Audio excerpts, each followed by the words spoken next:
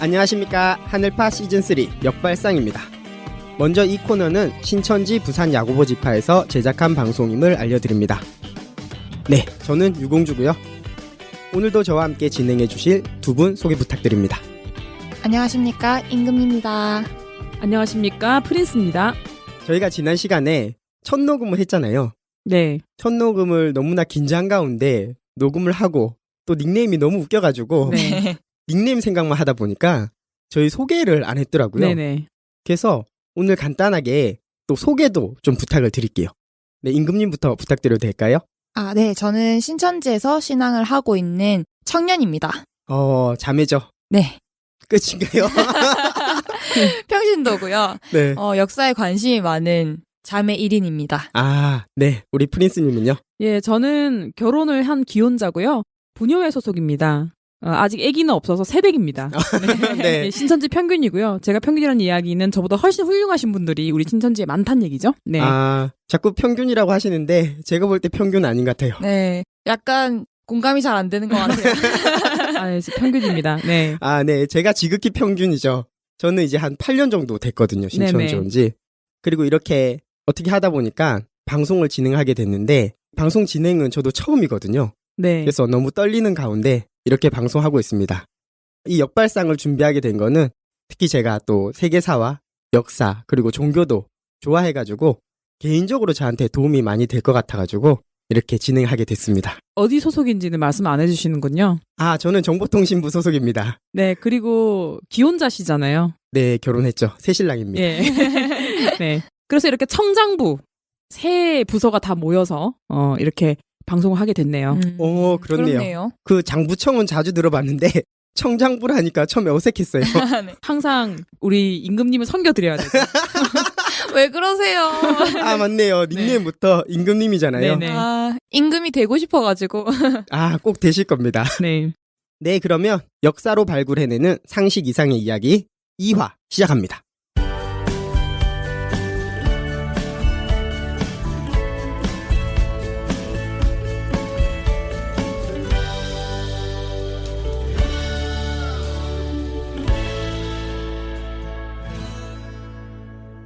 네, 지난 시간에 예고해드린 바로 오늘은 이슬람을 준비를 해왔습니다.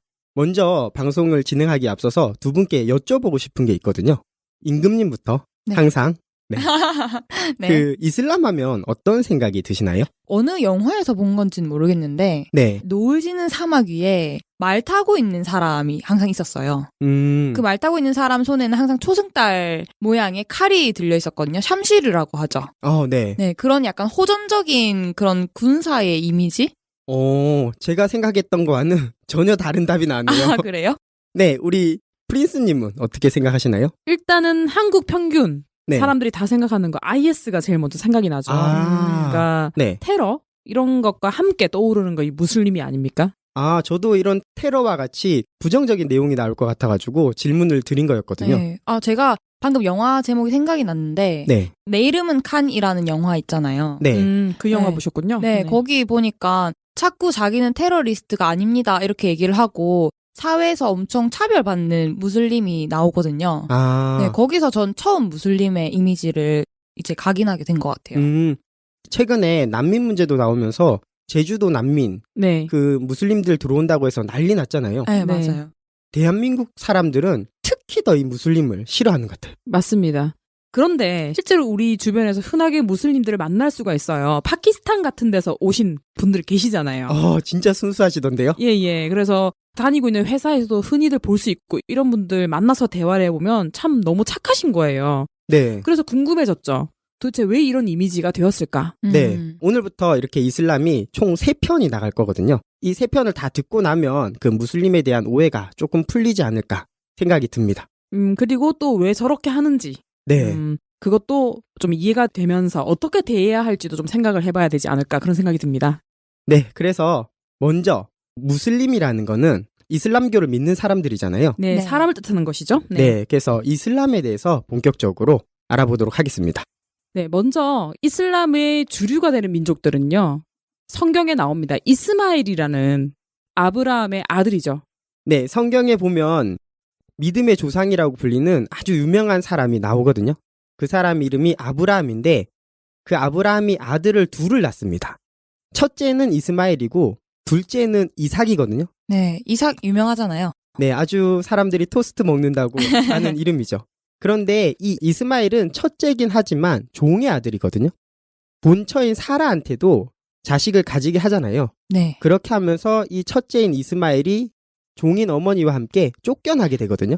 그렇죠. 조금 더 자세히 말씀을 드리자면 이삭을 괴롭혔어요. 이스마엘이. 형이라고. 네. 그래서 그것을 사라한테 들키게 되죠. 네. 그래서 사라가 아브라함한테 계속 잔소리를 해서 아브라함이 너무 괴로워서 네. 이 하갈과 이스마엘을 저 아라비아 땅 쪽으로 쫓아내게 됩니다. 그래서 이들이 큰 민족을 이루게 되죠. 네, 그 큰 민족을 이룬다는 내용도 성경 속에 나와 있죠. 물론 그 뒤에는 다른 뭐 투르크족이라든가 동남아인들도 이 무슬림을 믿게 됐지만 네. 실제로 이제 주류를 이루는 것은 이스마엘의 후손이라고 할 수가 있는데 오해를 많이들 하세요.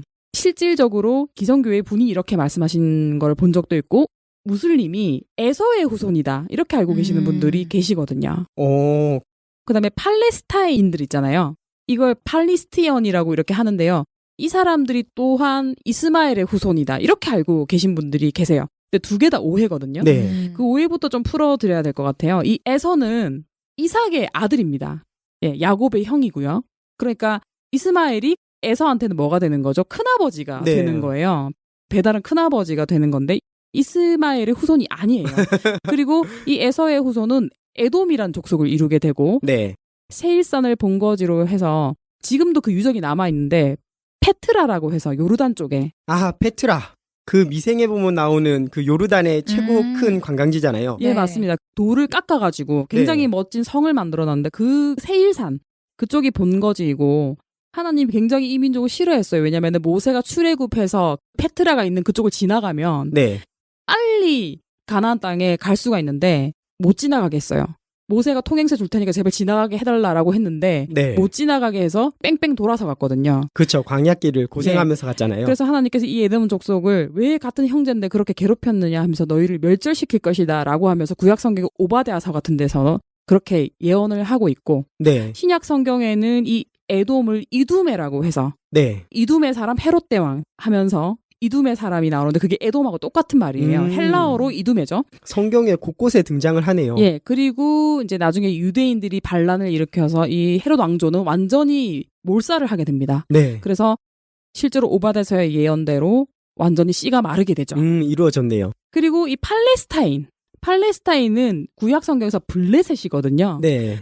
그런데 이 블레셋이 이스마엘의 후예라고 생각하는 사람들이 있더라고요. 실제로 그런 분들이 계시던데 아닙니다. 이 사람들은 노아 시대까지 거슬러 올라가야 되고요. 블레셋 하면은 제일 먼저 떠오르는 사람이 있죠. 골리앗. 다윗과 골리앗. 그렇죠. 2m 90 정도 되는 이 장수인 골리앗이 굉장히 크다 보니까 이 사람들이 혹시 저 네피림, 아낙 자손의 후예가 아니냐 뭐 이렇게 학자들 중에 주장하는 사람도 있는데 그것은 정설은 아니고요. 네. 그 노아 시대 때 그리스 쪽에 있는 이방 민족이 지금의 레반트 지역에 있는 가자 지구에 자기들이 그냥 들어와서 살게 된 거예요. 이것이 가장 정설인데 그때부터 이제 계속 가나안 땅에서 이스라엘 자손들하고 땅 싸움을 계속 해왔던 지금까지도 지금도 하고 있는. 있죠. 네. 네, 그래서 지금 이스라엘은 블레셋하고 싸우고 있는 거죠. 네, 사실은. 맞습니다. 예. 근데 옛날에 블레셋이 힘이 굉장히 셌었고 지금은 이스라엘이 힘이 훨씬 세죠. 예. 네. 그러한 상황이라는 거 오해를 하지 마시길 바랍니다. 그래서 물론 팔레스타인인들 중에 이슬람을 믿는 사람이 많기는 해요. 네. 그렇지만 이스마엘의 후예는 아니다. 아니다. 이스마엘이 훨씬 뒤에 태어났죠. 그러니까 이스마엘이 팔레스타인의 후예라고 하면은 뭐 그렇게 주장하는 게 차라리 논리적이지. 네. 예, 이 팔레스타인인들이 이스마엘의 후예라고 주장을 하면 혹시나 성경을 좀 많이 아는 사람을 만나게 되면 무식하다는 얘기를 들을 수 있기 때문에 그렇게 되겠네요. 하지 마시기 바랍니다. 예. 이스마엘의 후손은 이스마엘의 후손입니다. 그대로 내려가는 거군요. 네네. 그러면서 이 이스마엘의 후손 중에 무함마드가 태어난 거네요. 맞습니다. 이름에 대해서 좀 한번 소개를 해주실까요? 네. 무함마드라는 이름보다 마흐메트라는 이름을 들어보신 분들이 많으실 것 같은데. 교과서에 그렇게 나왔죠? 네. 저도 사실 마호메트로 알고 있었거든요. 네. 마호메트라는 말의 이름 뜻을 살펴보면은 무슬림들이 되게 싫어할 만한 말이거든요. 왜 그러냐면 마호메트는 무함마드와 바포메트의 합성어예요. 근데 이 바포메트라는 거는 카톨릭 쪽에서 유명한 악마의 일종이거든요.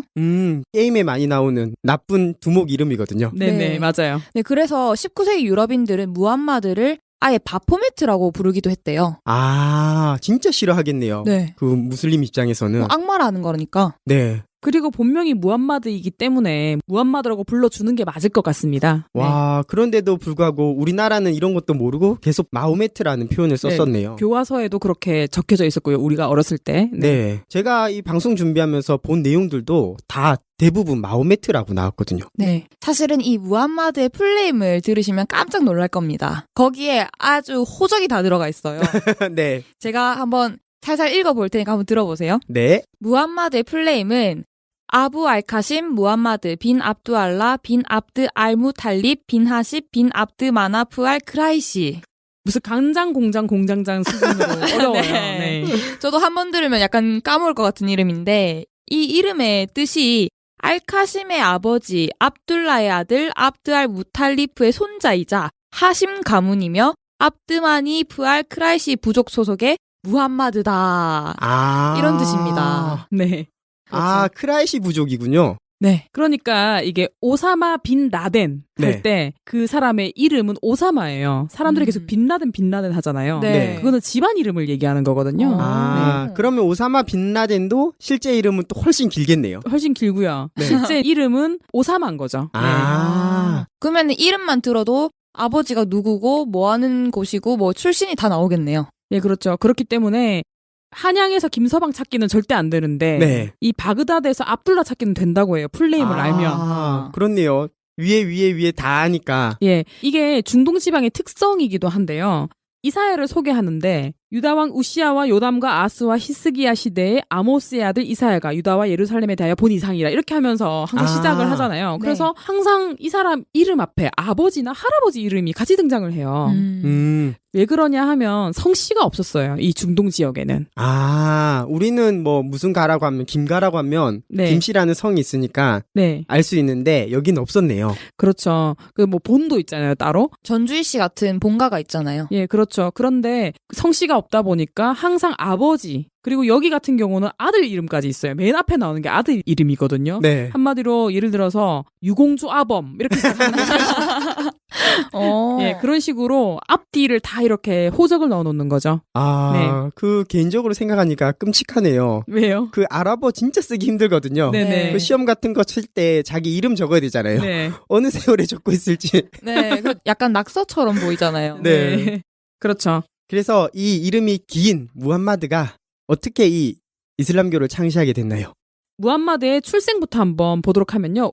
570년경에 메카에서 출생을 합니다. 많이 메카. 들어보셨죠? 네. 예, 바로 이 무슬림의 메카는 메카죠. 아, 그렇네요. 네. 맞습니다. 그래서 그런데 이 무함마드가 조실부모하고 할아버지까지 일찍 죽게 됩니다. 아, 네. 그래서 삼촌 아부탈리브가 입양을 하게 되거든요. 요쪽에서는 입양 제도가 잘 돼 있더라고요. 무조건 입양을 해야 돼요. 그게 의무예요. 아, 그래야지 종족에 그게 되는군요. 예, 그래서 아부탈리브라는 삼촌에게 입양이 되는데 이 사람은 상인이었고요. 좀 잘 살았습니다. 네. 그때 당시에 카라반 교육이라고 해서 낙타에 짐 싣고 교육하는 문화들이 있었잖아요. 네. 예, 그렇죠. 그 커피숍 이름 중에도 카라반이 있죠. 네. 아, 좀 이따가 나중에 설명을 드리게 될지 모르겠는데 커피가 원래 이슬람 음료인 거 아세요? 아, 이슬람인들이 먼저 먹었던 음료입니다. 그렇기 때문에 커피숍 이름 중에 카라반이 있는 거죠. 네. 그런데 이 삼촌을 따라다니면서 상단 활동을 하다가 이 상단에서 연상의 여인을 만나게 되죠. 595년 25세 때 40세 하디자라는 여성을 만나서 결혼을 하게 됩니다. 몇 살 차이죠? 거의 띠동갑보다 더 많네요. 예, 15살 차이죠. 네. 하디자는 이미 결혼했었는데 남편이 죽은 미망인이었거든요. 아, 이때 무함마드가 또 한임을 했습니다. 말도 잘했대요. 그래서 말도 잘하고 싹싹하고 이미지도 좋으니까 하디자가 마음에 쏙 들었던 거죠. 그리고 돈도 있었기 때문에 아, 그렇죠. 나에게 온다면 이 상단은 네 거야 이렇게 하지 않았을까요? 근데 약간 그 세상에서도 그런 사람이 이상형이라고들 하잖아요. 나보다 나이 많은데 돈 많은 여자. 어머. 아무튼 좀 잘생기고 싹싹했던 이 무함마드. 거기에 똑똑하기까지 했네요. 결혼한 지 3년 뒤에 알리가 태어납니다. 그러니까 아부 탈리브의 아들이죠. 그리고 나서 40세가 되던 610년에 갑자기 어떤 영체가 나타나서 네. 이것을 읽어봐라 이렇게 이야기를 했는데 예, 저는 글자를 모르는데요. 그러니까 그래? 내가 읽어줄게 하고 3번을 읽어줍니다. 그리고 네가 이것을 믿겠느냐 하니까 이슬람 이렇게 대답을 해요. 이때 이슬람이라는 뜻이 신에게 복종하겠다라는 뜻이잖아요. 그래서 이슬람교라고 하는 뜻이 네. 신에게 복종하는 종교라는 뜻입니다. 네. 의미는 상당히 좋네요. 네, 순종의 종교네요. 네, 순종의 종교죠. 그래서 이 무함마드가 글자는 모르지만 말을 잘하다 보니까 네. 이 계시받은 것들을 잘 표현을 했던 거예요. 설교를 잘했던 거죠. 네.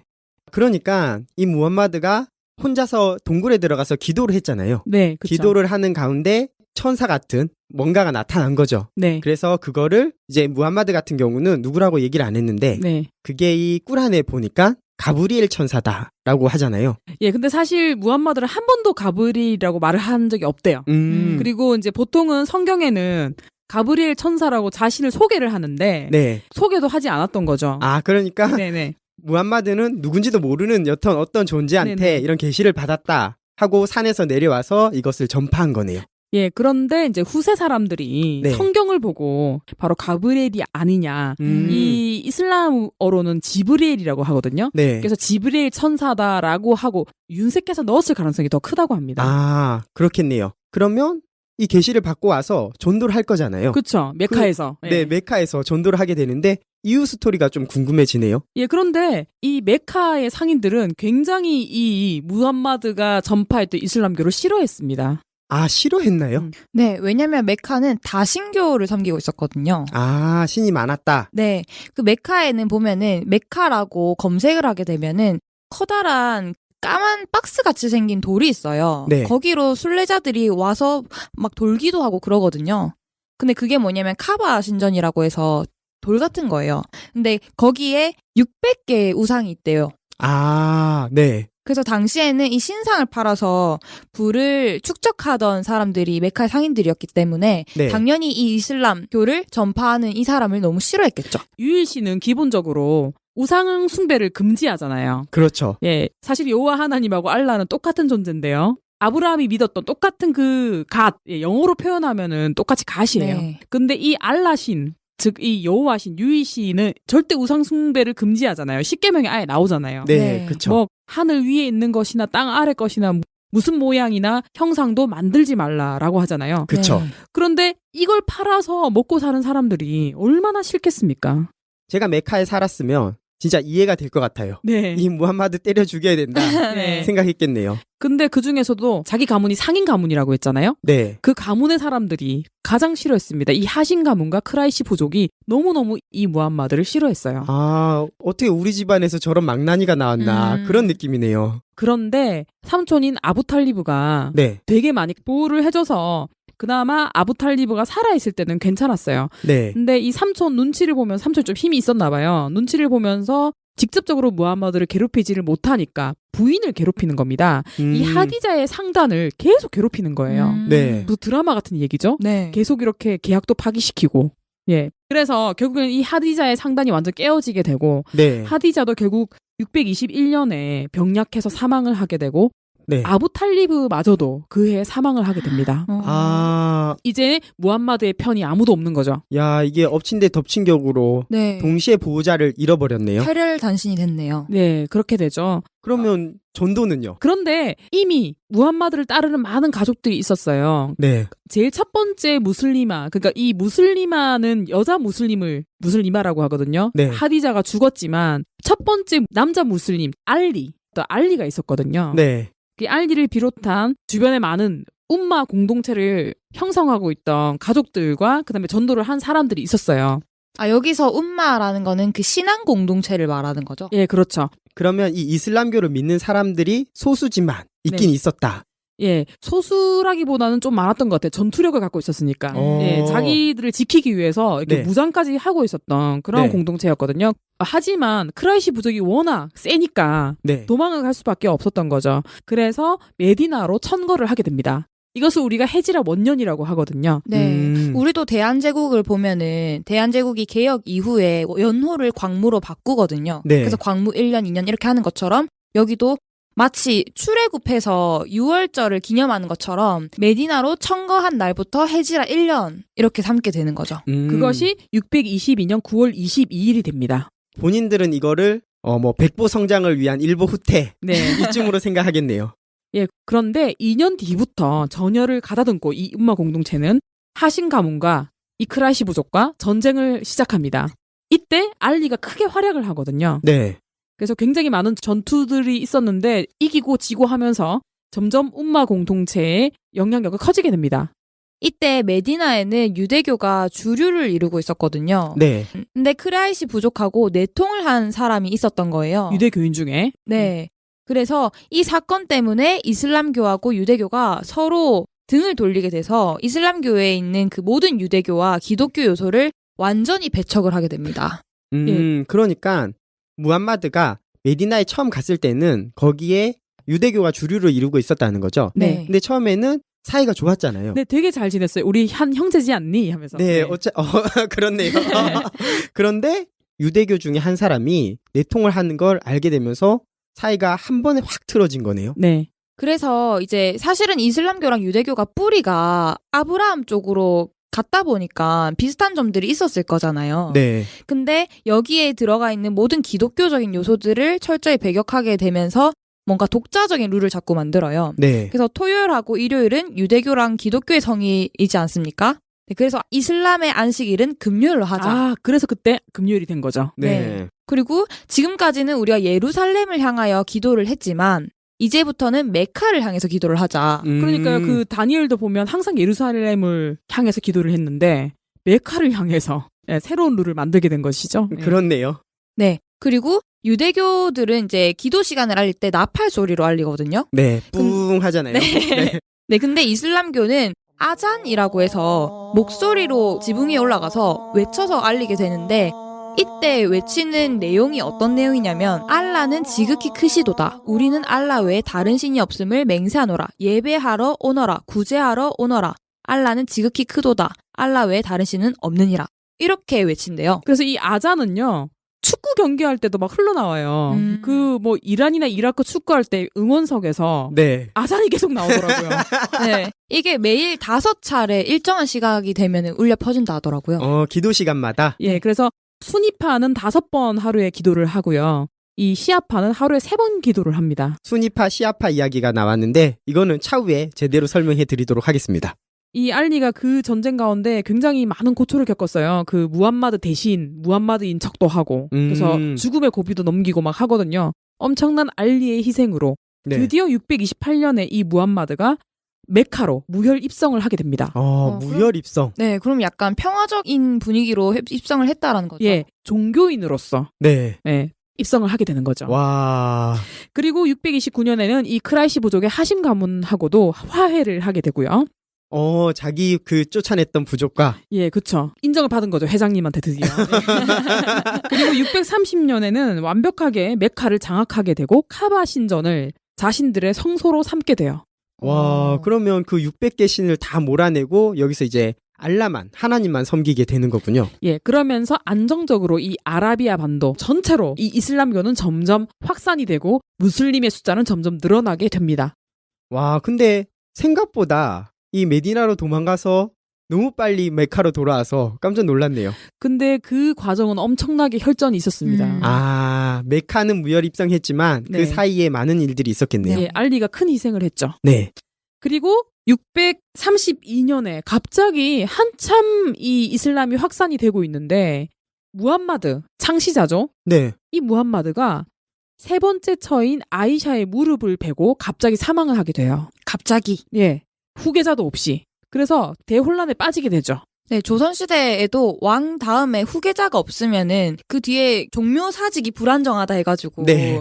맨날 전하 통촉하여 주시옵소서 이러면서 후계자를 세워야 됩니다. 빨리 세자 책봉을 해야 합니다. 이렇게. 그래요. 세자 책봉이란 말 진짜 많이 써요. 왜냐면 전국에서 상소가 올라오거든요. 네, 맞아요.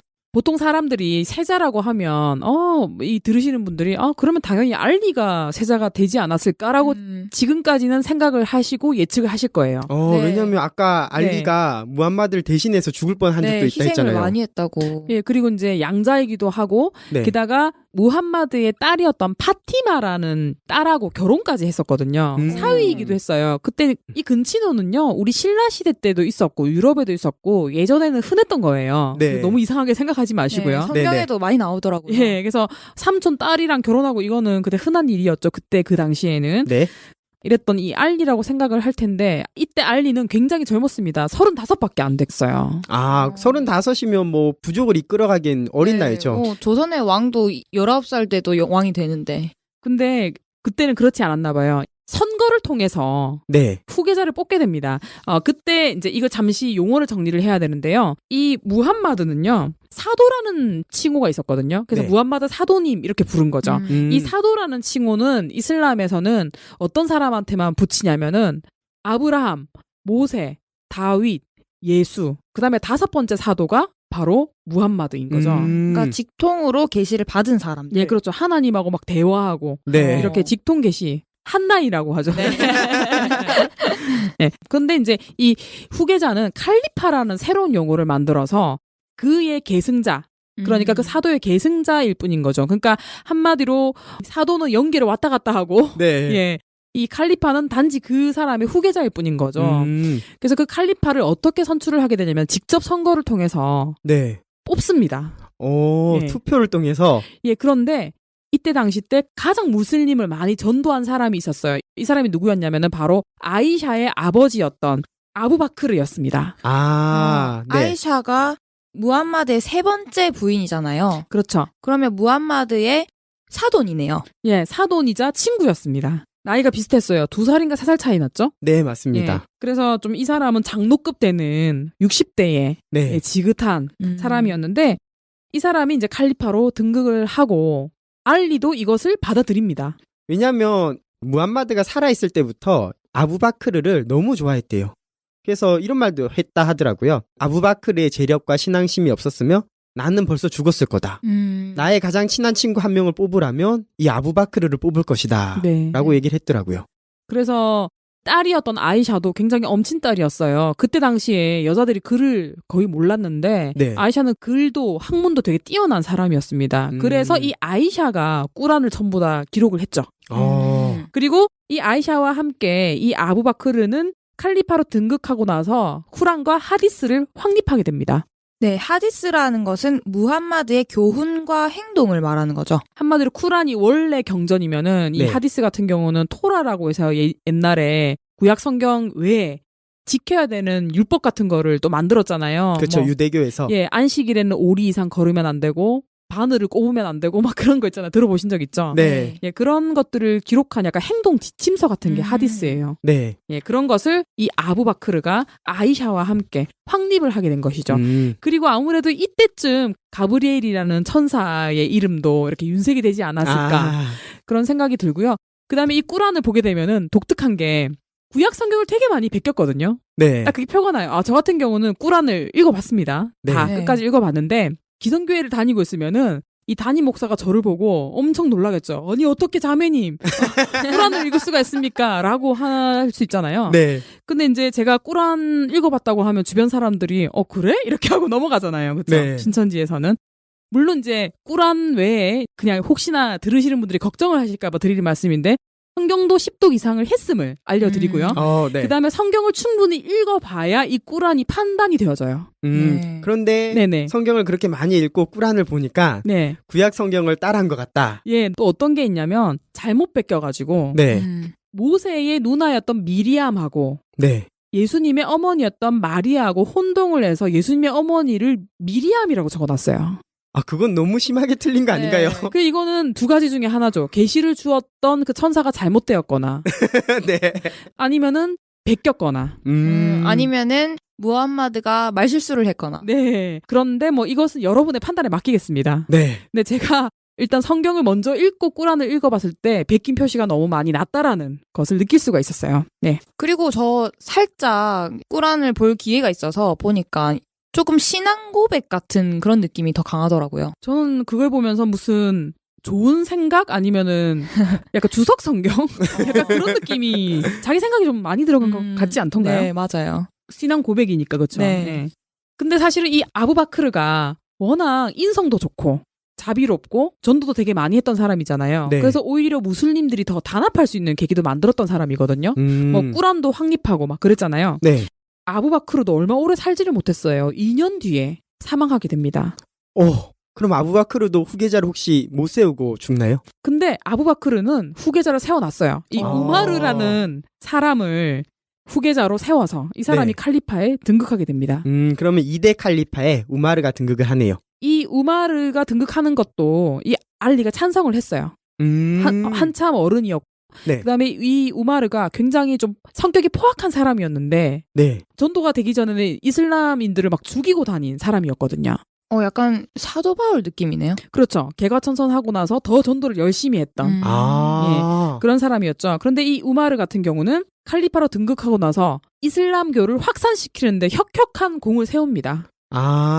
이슬람교가 지금까지는 아라비아 반도 안에서 네. 믿는 종교였잖아요. 네네. 혁혁한 공이라면 이제 다른 대륙으로 퍼지기 시작하는 거네요. 그렇죠. 이 바울이 막 마케도니아도 가고 유럽도 가고 막 이렇게 하잖아요. 네. 바울이요? 예. 네. 그런 것처럼 이 우마르는 636년에 시리아를 정복하고 638년에는 팔레스타인을 정복하고 641년에는 이집트를 정복하고 642년에는 페르시아까지 정복을 해버려요. 거의 뭐 2, 3년 상간에 다 정복해버리네요. 네.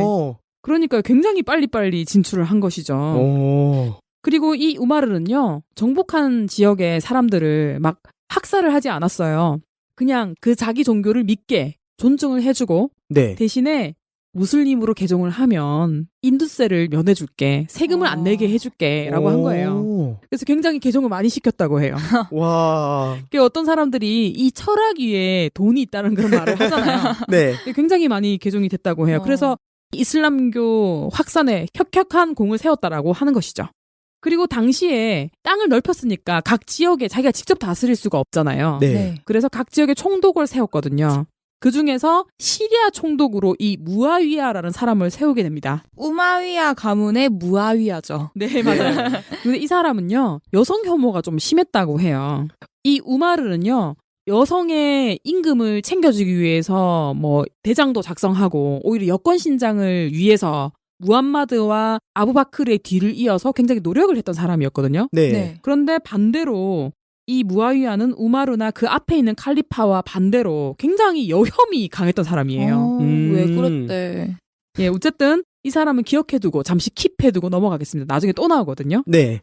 그런데 안타깝게도 자비로운 정책을 펼쳤던 우마르는 아무래도 타 종교인들의 미움은 사긴 샀겠죠. 너무 얄미운 거예요. 너무 잘하니까. 예. 계속 그 세금을 가지고 이렇게 포교 활동을 하고 하니까. 네. 개종시키고. 네. 그래서 기독교인 노예의 독칼에 맞고 결국 암살을 당하게 됩니다. 페르시아 정복 2년 이후에 이렇게 죽게 되는데요. 칼리파들이 다 오래 못하네요. 예, 그러니까요. 우마르는 살아있을 때 슈라라는 6인의 장로회를 만들어 두게 됩니다. 자신이 죽게 되면은 이 장로회에서 칼리파를 선출하게 만들어 두어요. 미리 정해놓는 것보다 제도를 만들어 놓네요. 예, 그래서 아무래도 자신이 원하는 가문에서 사람이 나오게 만드는 거죠. 그러니까 슈라라는 게 신라 시대 때 보면은 화백회의라고 상대등을 필두로 하는 회의가 있었잖아요. 네. 그렇죠? 상대등 오랜만에 들어보네요. 네, 미담. 거기는 만장일치 제도잖아요. 네, 그것처럼 이 슈라라고 해서 장로들이 선출하는 사람이 칼리파가 되는 거죠. 네. 그래서 우스만이라는 사람이 선택이 되게 됩니다. 그런데 이 사람이 알리하고 동갑이었대요.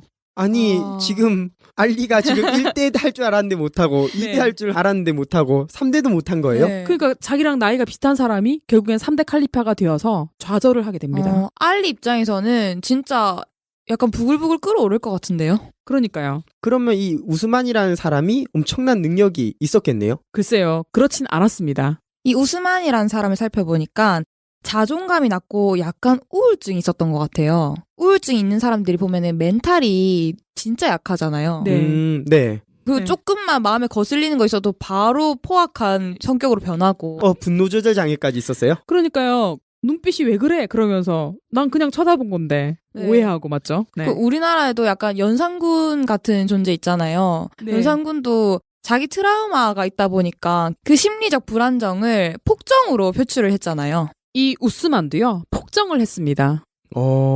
자기 마음에 안 드는 사람 죽이고 그러나요? 그렇죠. 그래서 총독을 세워놓잖아요. 각 지역에. 그 네. 총독이 자기한테 무슨 건의를 하면 마음에 안 들면 죽여버리고 와. 대표적으로 이집트에 있는 총독이 마음에 안 든다고 무슨 건의를 했는데 죽여버리고 자기 집안 사람을 세워요. 그런데 폭도가 막 일어나고 하니까 사절단을 꾸려서 이집트에서 이 우스만을 만나러 옵니다. 네. 그런데 우스만이 만나주지 않아요. 만나서 대화를 해야 되는데 이 자존감이 낮은 사람들의 특징이죠. 대화를 안 하죠. 피하죠. 오라 우리가 변론하자 이사에서도 나오는데 절대 네. 대화를 하지 않습니다. 네. 예. 그런데 대화를 하지 못하고 돌아가는 이집트 사절단을 뒤에서 쳐라 이런 식으로 명령을 내리게 되죠. 살해를 지시하게 됩니다. 아, 진짜 못됐네요. 예. 그런데 그걸 눈치를 채게 돼요. 사절단이. 너무 화가 나서 다시 돌아와서 우스만을 살해해버립니다. 지금 우리가 종교 얘기하고 있는 거 맞나요? 네. 그리하여 남아있던 알리가 결국 4대 칼리파로 등극을 하게 돼요. 아. 이거는 약간 찝찝하게 칼리파가 된 것 같은데요. 예, 좀 맞아요. 왜냐면은 아무래도 우스만이 다 망쳐놓은 것들을 재정비를 해야 되잖아요. 네. 우스만이 세워두었던 총독을 다 자르고 다 자기 사람을 세우거든요. 그 과정에서 엄청난 원망을 사게 돼요. 기존에 있는 세력들에게. 그래서 그 중에서도 누구의 가장 큰 원망을 사게 되냐면 아이샤. 실질적으로 무함마드가 죽고 나서 실세였던 이 네. 아이샤하고 대립을 많이 하게 됩니다. 알리하고 아이샤하고 사이가 안 좋았네요. 어릴 때부터 네. 이 알리가 나이가 더 많았어요. 아이샤보다. 그쵸. 세 번째 엄마인데 네. 꾸란도 집필하고 네. 아버지 옆에서 계속 알짱알짱 거리는 겁니다. 약간 이거 무슨 막장 드라마 내용 같죠? 예. 서로의 권위를 인정하지 않고 약간 알력 다툼이 어릴 때부터 있었다고 해요. 약간 정조랑 정순왕후 같은 느낌이네요. 네, 맞아요. 저 그 생각했었는데 정조랑 나이 차이가 별로 많이 안 났잖아요. 네. 그런 느낌이라고 볼 수 있겠네요. 그래서 둘은 무력 다툼까지 가게 되는데 전투까진 가지 않고요. 협상 테이블에 오르게 됩니다.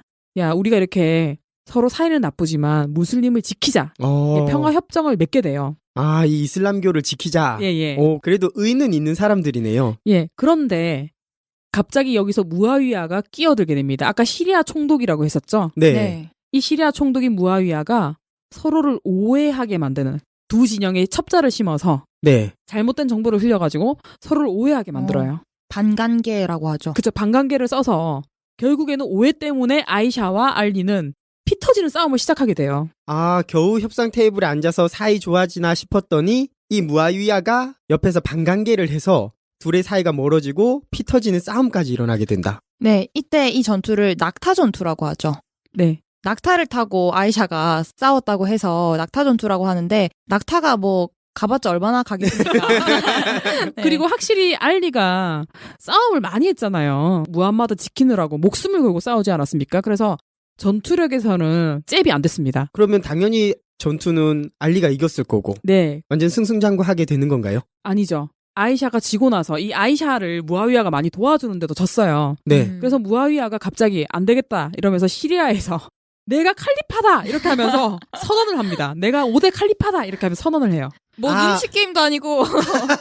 그러니까 이 시리아의 총독이었던 사람이 네. 갑자기 4대 칼리파가 살아있고 멀쩡히 있는데 네. 자기가 5대 칼리파다. 예, 네. 그러면서 알리에게 싸우자 이렇게 되는 겁니다. 그쵸. 칼리파의 지위를 자신이 뺏기 위해서 알리하고 협상 테이블에 또 앉습니다. 4대 5대가 만났군요. 네. 네. 만났는데 이 무아위아가 너무나 협상을 잘하는 사람이었대요.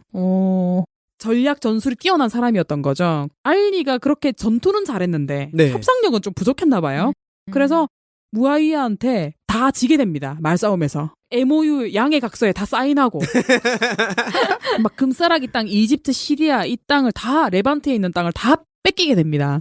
다 그 5대 칼리파 무아위아한테 준다는 거예요? 예, 칼리파라고 인정을 아직 안 해줬고요. 네. 예. 네. 어쨌든 뺏기게 돼요. 그러니까 아직 칼리파로 등극은 하지 않았고 칼리파로 등극하겠다라고 협박을 해서 네. 결국에는 자기가 땅을 다 뺏어 가지고 온 거죠. 원래는 전부 다 그 칼리파가 모든 땅을 다스리게 돼 있는데. 아니 그러면은 원래 알리를 따르고 있던 그 추종자들 입장에서는 너무 어이없는 결과잖아요. 그래서 내부자들에 의해서 알리는 이것 때문에 큰 원망을 사게 되고 네. 내부자들에 의해서 암살을 당하게 됩니다. 그럼 솔직히 벌써 알리가 몇 대 몇 대나 내어주고 겨우겨우 됐잖아요. 네네. 그때까지 내가 그래도 남들은 다 네가 안 될 거라 생각했지만 날 널 끝까지 믿었어 하면서 밀어준 사람들이 이제야 알리의 세상이 오나 했더니 너무 어이없이 무아위아한테 뺏기니까 네. 그 분노가 이제 표출이 될 것 같아요. 그러니까 이 사랑은요, 금방 증오라는 이름으로 이름표를 바꿀 수 있는 감정이거든요. 그래서 따랐던 만큼 또 증오를 살 수도 있었을 것이고, 또는 무아위아가 첩자를 심어놨다 이런 말도 있습니다. 여러 가지 설이 있어요. 여튼 지금 보니까 1대, 2대, 3대, 4대 칼리파까지 봤잖아요. 네네. 다 오래 제위를 못하고 다 뭐 안 좋게 대부분 끝났네요. 그리고 이제 알리가 죽고 나서 무아위아가 무혈 입성하게 되어서 진짜 5대 칼리파가 되는 5대 거네요. 칼리파가 되고 세습을 하게 돼요. 이때부터. 자신의 혈통으로. 네네. 기존에는 그 6인 슈라 제도도 만들어 놨잖아요. 네네. 근데 그것도 없이 그냥 무아위아가 와 진짜 간계를 제대로 썼네요. 예, 그래서 유공주나 저 같은 국민학교를 겪어본 사람들. 네. 유공주는 그때 중간에 초등학교로 바뀌었다고 아닙니다. 했나요? 졸업했습니다. 옛날 사람. 우리 임금님은 초등학교 나왔나요? 당연하죠. 입학할 때부터 초등학교. 그렇군요. 네. 예. 어쨌든 이런 옛날 사람들은요, 이 왕조를 우마이야 왕조라고 배우지 않고 옴니아드 왕조라고 배우게 되거든요. 들어봤어요. 예, 그쵸. 그래서 이 왕조가 탄생을 하고 세습을 하게 됩니다. 그리고 여기서 또 하나 더 말씀드릴 게 있는데, 이 660년의 일이었거든요, 이것이. 내부의 급진 세력에 의해서 알리가 살해당하고 옴니아드 왕조가 창조되고, 그리고 카르빌라의 참극이라는 것도 이 660년에 일어나게 되는데요. 알리에게 두 아들이 있었습니다. 큰아들 네. 핫산과 차남인 후세인이 있었는데요. 이때 핫산은 갑자기 의문사를 당하게 되고요. 의문사. 예. 어느 왕조에서 많이 들어본 얘기죠. 네. 조선왕조 항상 때. 왕가에는 의문사가 있죠. 의문사인데 나중에 후세 입장에서는 전혀 의문스럽지 않은. 네, 그쵸. 갑자기 일어났는데 왕이 붕어하시고. 네. 그런 일들이 일어났고요. 차남인 후세인은 무아이야의 아들 야지들 1세한테 전투에서 팔을 잘리고 죽게 됩니다. 굉장히 이제 비극적으로 죽게 되죠. 아들도. 알리 아들까지. 네, 그러니까 알리도 죽고 아들도 다 죽게 돼요. 그래서 카르빌라의 참극이라고 해서 지금도 이 날을 기리면서 연극도 하고 이 시아파가 여기서 탄생하게 되거든요. 알리를 따르는 사람들이 시아파가 된 거예요. 이 알리를 지켜주지 못한 그 슬픔을 안고 지금까지 1400년 동안 이 시아파를 지키고 있습니다. 1400년 동안. 이게 그 순위파와 시아파가 나뉘게 된 계기죠. 예, 그러니까 엄청 오랜 감정들이 그들은 서로를 죽이고 죽였던 이런 오랜 감정들이 남아있는 것이에요. 지금도 우리 옛날에 단종이 억울하게 죽었잖아요. 세조에 의해서. 네. 사육신과 생육신. 네, 그래서 단종을 기리는 이 종교가 생겼잖아요. 예, 강원도에 있답니다. 네, 맞습니다. 영월에 있습니다. 네, 그런 거랑 좀 비슷하네요. 예, 그런 것처럼 알리가 살아 돌아올 거라고 믿고 있는 이 종교가 바로 시아파예요. 그래서 순위파들이 이 시아파를 되게 싫어하는 이유가 알리를 우상숭배한다 이렇게 생각을 하거든요. 우상숭배를 되게 싫어하는 종교잖아요, 이슬람이. 네.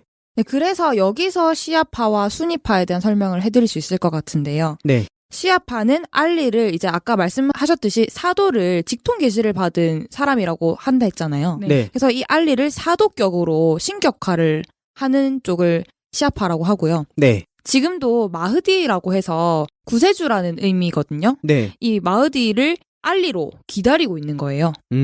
마치 예수가 재림하듯 그런 식으로 기다리고 있는 겁니다. 네. 그리고 순위파 같은 경우는 이제 칼리파는 사도의 아래에 있는 사람이다. 네. 그리고 보수적이기 때문에 이 시아파를 알리라는 교주를 따르는 이단으로 취급합니다. 네, 그렇죠. 그래서 지금 순위파, 시아파 얘기를 하는데 이 순위파가 90%고 시아파가 10%인 거죠. 그렇죠. 네, 오늘 이렇게 좀 빠르게 달려왔는데요. 이슬람교가 이렇게 창시되고 나서 100년 이내 역사를 살펴봤는데 이슬람교가 빠르게 성장하는 것도 있는 반면에 그 내부의 전쟁이 그리고 내부의 갈등이 많았네요. 네, 맞아요.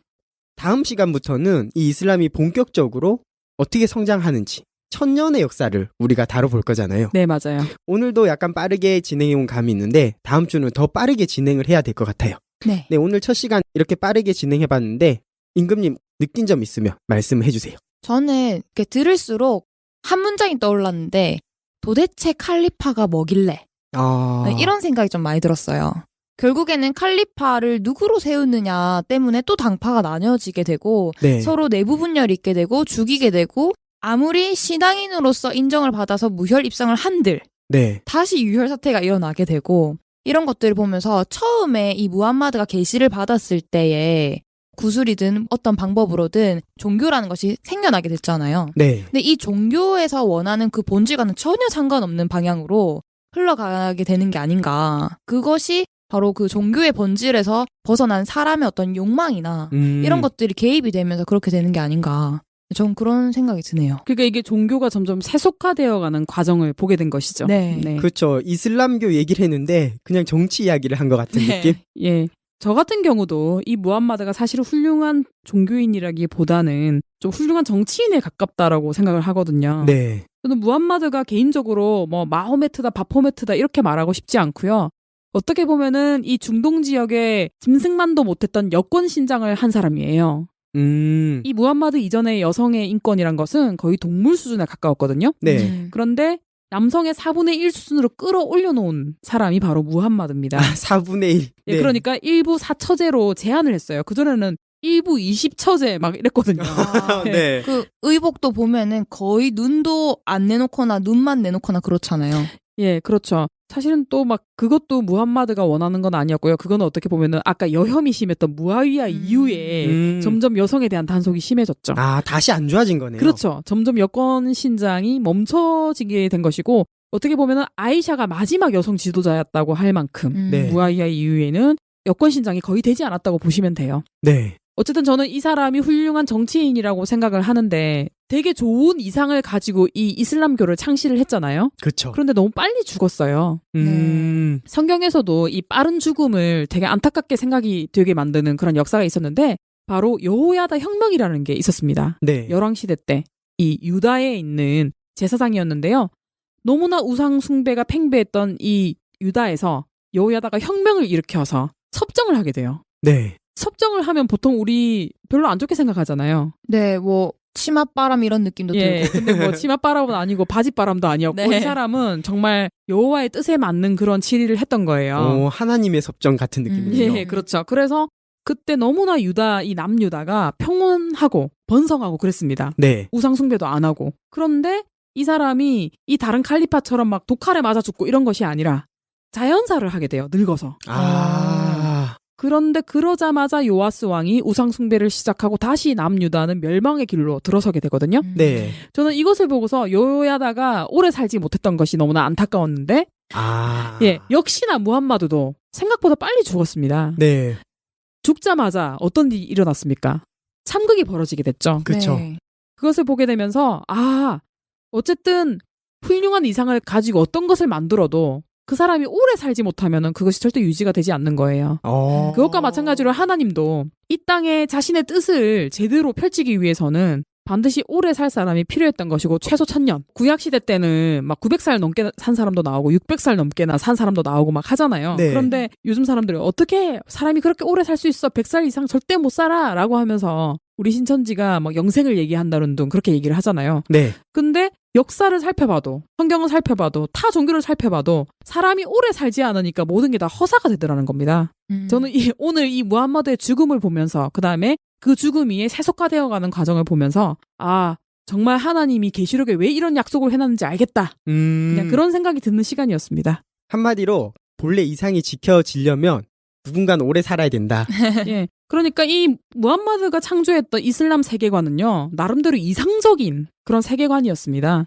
그때는 평온했고요. 무함마드가 필요 없는 학살도 하지 않았어요. 사실은. 네, 맞아요. 근데 저는 이렇게 말씀을 듣고 있다 보니까 누구 한 사람이 오래 사는 걸 넘어서 이 사망이라는 것 자체가 없어져야 하는 것이 가장 이상적이다.